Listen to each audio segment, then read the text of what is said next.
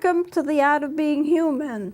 We are about to start a study of adolescence in our developmental phase here. We were talking about the different developmental ages and what happens in them, so we're going to start adolescence today. But I want to mention to you that adolescence, from my point of view, goes from about age 12 to 20.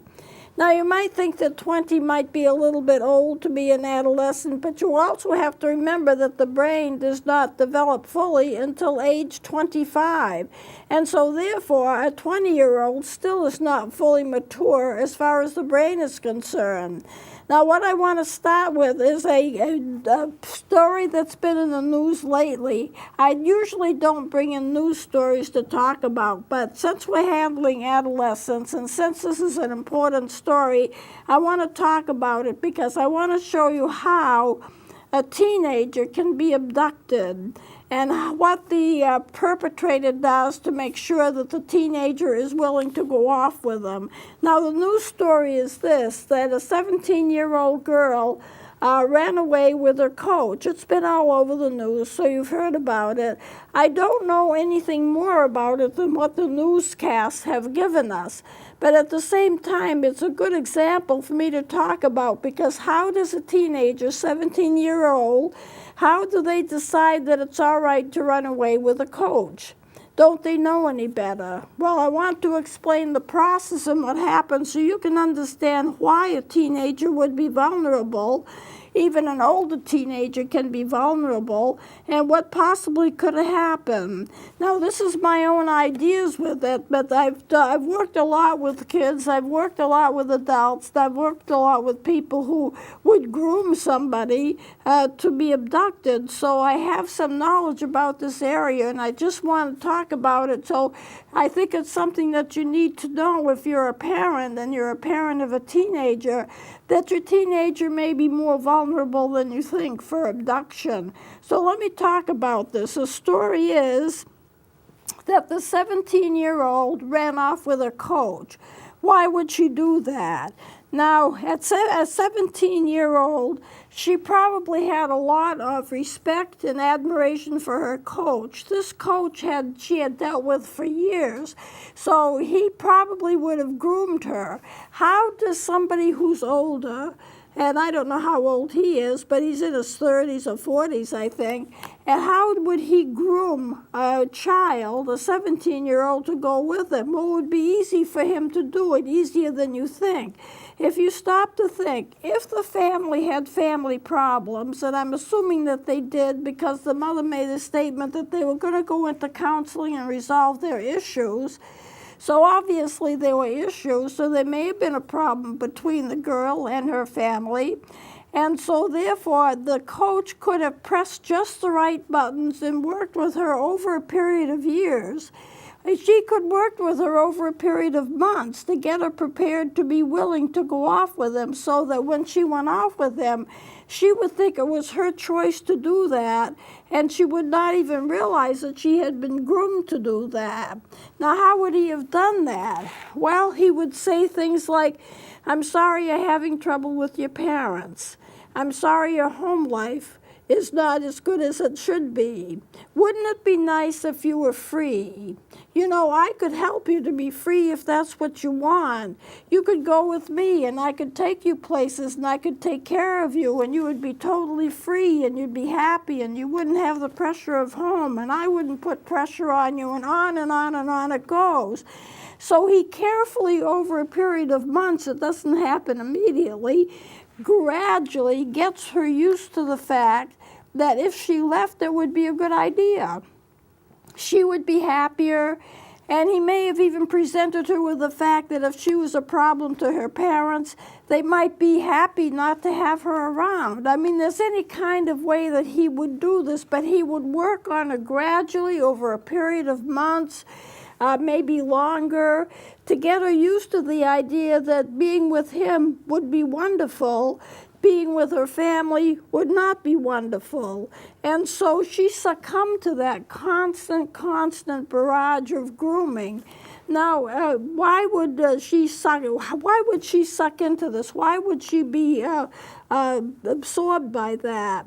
Well, you have to think of the fact that maybe he made all kinds of promises to her.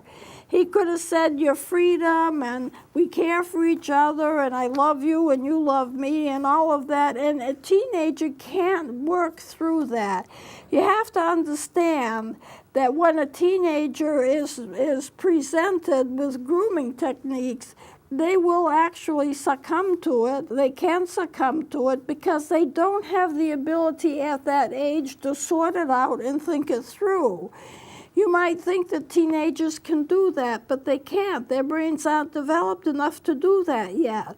The brain develops slowly over a period of time. And then about preteen period, 11, 12, 13, along in that period of time, preteen through the teenage years, the brain rewires itself. In other words, parts of the brain are undergoing redevelopment. And they are rewiring. Parts of the brain are rewiring. And it happens by section by section by section of the brain. And the last part of the brain to develop is going to be the part of the brain that has to do with thinking, reasoning, knowing what happens as a result of your activities and your actions, accepting responsibility for what you've done and what happens as a result of what you've done. A teenager does not quite get this. They may know what they're doing. I'm running off with my coach, isn't it wonderful? However, they don't see the broad picture. They don't know how to work it through. Well, if I do that, then what's going to happen to me 5 years down the line? Maybe he won't be interested in me 5 years down the line. Maybe he's only interested in young girls my age. They can't sort all of that out. Now, let me just show you this, this picture that I have that I bring in every so often of the human brain. This is the brain, the frontal lobe right here. The frontal lobe has to do with thinking, problem solving, understanding consequences for your action. It's all in the front part of the brain. Well, that's the last part of the brain that rewires. That's the last part of the brain that develops. So if that's not working right, because it can't, because it's rewiring, then she can't have the insights that she needs to be able to sort this out. So what the coach is doing when he's grooming her is saying, "Our life together would be so beautiful, I love you," and so forth. And undoubtedly he made her all kinds of promises. But it also said, I noticed in one news report that she had said that she was afraid and she did not know how to get out of it. So here's another problem for a teenager. As they have difficulty in sorting things through, that she would not be able to figure out, well, what if I just say no? What if I don't go? What if I tell my teacher? She is so intimidated by that coach that she is convinced loves her so much that she can't, she's paralyzed, she can't do anything about it. So she knows what she's doing, but she doesn't know what the big picture is. She can't see around it. She can't sort it out. This is why people will say that a 14-year-old does not have the capability of making a decision that has to do with sexuality or various things because they're not mature enough. The brain can't sort it out. And that's the truth. The 17-year-old can't sort everything out either. Their brains aren't mature either. So she would have felt trapped. As I say, I don't know anything more about the case than what the news has given, but I'm just projecting the logistics of what could happen in a situation like this. She would have discovered her mistake as soon as she left. Undoubtedly, he gave her instructions. Why don't you wipe everything off your phone? Then you can't be tracked. She would have believed that, and she wiped everything off her phone. Why don't you leave your phone at home? And then you won't be tracked. Well, for him, the idea is if she doesn't have her phone, she can't call for help. So it's important for him for her not to have her phone. So she wipes everything off her phone. She leaves it at home. She can't be tracked. Now, she was tracked, but that's because of things that he did, not because of what she did. And by the time they were caught, she was gone maybe almost a couple of weeks, or more than a week, I think, but maybe not more than 2 weeks, and not too long. She was close, she and he were close to the Canadian border. They were like about 100 miles from the Canadian border. And had they slipped through the border and gotten in, then it would have been hard, really hard to find them. But he made some critical mistakes, and so they were able to track them, and they were able to catch them. Thank heavens for his mistakes. He probably wasn't as smart as he thought he was. But at any rate, when she probably got out with him, she started to realize this is not going to be a joyride after all. This is going to be hard. He's not going to be good. He may have started getting very stern with her. He may have become dominant with her. He may have become aggressive with her. And she might have been terrified of him because he now shows a different side of his personality than existed before, and possibly an abusive side of his personality. So therefore, she would be terrified. But here again, she's 17. Her brain is not really constructed to be able to sort all of this out, and she would have been so intimidated and so afraid of him, she would not dare to leave, and that's a part of his plan. Once he has her, his plan was to take her out of the country. Once he has her, then he can start treating her altogether differently than he treated her before he had her. Now, I'm projecting this. Some of these things that I'm mentioning may not have happened, but I'm just telling you this and using this as an example because these are the kinds of things that can happen that will make a teenager very, very vulnerable to being kidnapped. Some kidnapping occurs when somebody just takes somebody by force and they can't fight back because they're not strong enough. But some of it is very carefully groomed so that the person doesn't even realize that they're being abducted. It's like pre-planned on both of their parts, and they think it's going to be a great thing, or at least she does. He has other plans. Take her out of the country for whatever purposes he wants, you see. So she's not in on all of his plans, and he's presenting to her a part of himself that is an act. It's not for real.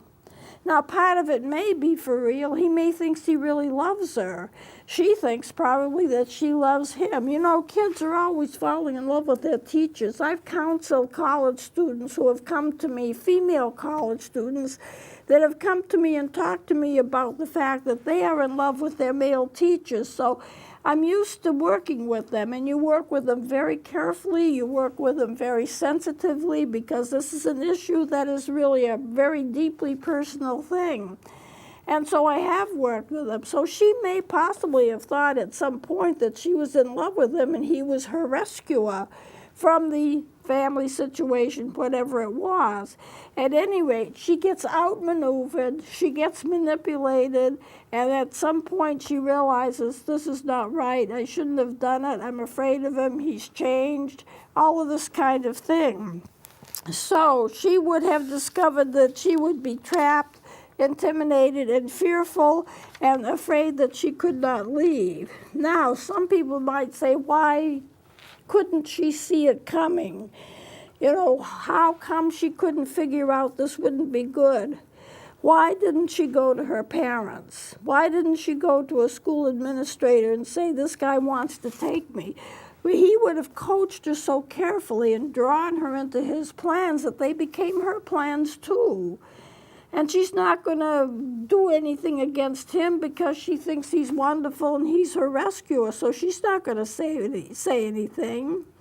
I know some cultures or some people who are perpetrators use pets. I worked with a situation once in which a child, 2 or 3 children, they were in a home, and the person who wanted to abduct them, or a person was abusing them, and they told them if they said anything about the abuse to an adult, they would kill their pet bunny. Well, they were so horrified that the fact that their pet bunny would be injured or killed, they didn't dare to say anything. What they were trying to do was to spare the bunny. So as you can see from this, there's all kinds of ways that a person can be manipulated. Adults can be manipulated too. If it wasn't true, then why would scammers have such success in stealing money from people through different kinds of ways? Because they can scam them, people fall into traps, and it happens all the time. So at any rate, he would have made promises to her, and she was groomed to trust him, and she's not going to violate that trust. Now you have to remember, here again, her brain is not developed enough to sit this through.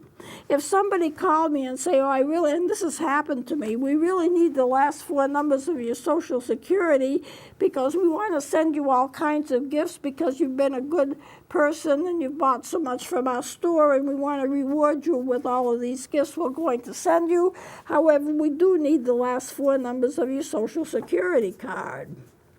Well, I know that's a scam. You know, you never give out any personal information on the phone. Anybody asks you for card numbers, just hang up on them. Don't have anything to do with them. And that happened to me several times. One call was from somebody that said they represented Walmart, and another call came from somebody that said they represented an author, and I had bought a few of his books. I thought they were good books, and so I'd bought them, and now they were trying to they had the first 4 numbers, or they had part of it, but they lacked the last 4 numbers. And without the last 4 numbers, they couldn't take any money out of my account. And of course, I didn't give him anything. I called Walmart. I called the place where I bought the books from, and they said, it's a scam. Don't give them any information, which I knew it was anyway, but I wanted them to confirm that. And I wanted them to know that it was happening because maybe they would have a way of putting a stop to it. So at any rate, it is possible for anyone, adult or child, to be manipulated and to fall for a scam or to fall for an abduction. Children may be easier than adults. Teenagers have the problem that they're not quite developed again. So the teenager will know, as I said before, what they're doing, but they're not able to sort it out and to think it through. So what's a parent to do? You really have to watch your children like a hawk, especially today. Internet scams, everything that's going on, children using the internet like they do. They know more about computers than I do, and I don't know very much about them, but they know a lot. They've grown up with it. So therefore, parents have to watch their children. They have to know what they're doing, and they have to always say to them, if somebody asks you to do something or asks you to go someplace or tries to really praise you so that you'll be kind of entwined with them, we need to know that, and we need to know that immediately. You hate to have children. You know, you have to teach children to be suspicious of people. You hate to do that because children aren't suspicious. They're innocent. They're very innocent, and everything that somebody tells them, they just assume is true. But they're young and they can't sort things out. So it's up to the parents to do it for them because they cannot do it for themselves. If I had a child, I think I'd be glued to them because the dangers are so great and the injury to these children is so great, and some of them are never found. They go away and they disappear, and some of them are never found. So at any rate, I wanted to present you, since we're getting into the adolescent period, which I'll start actually next show instead of this one, because this one's taking a little longer than I thought. You just need to be able to know what your children are doing, keep communication open between them, check what they're doing on the internet, check their friends. In other words, you have got to be super sleuth in terms of knowing what your kids are doing in order to protect them from what's out there. So I'm going to continue with the adolescent period and talk about it next time, but I wanted to interject this because this is a perfect case to discuss what can happen when a child is being manipulated so that they are groomed so that when they are abducted, it becomes a part of their plan and they don't even know they're being abducted. They're just following the plan. So I'm going to close it here. We'll continue with adolescence next week. Please join me then.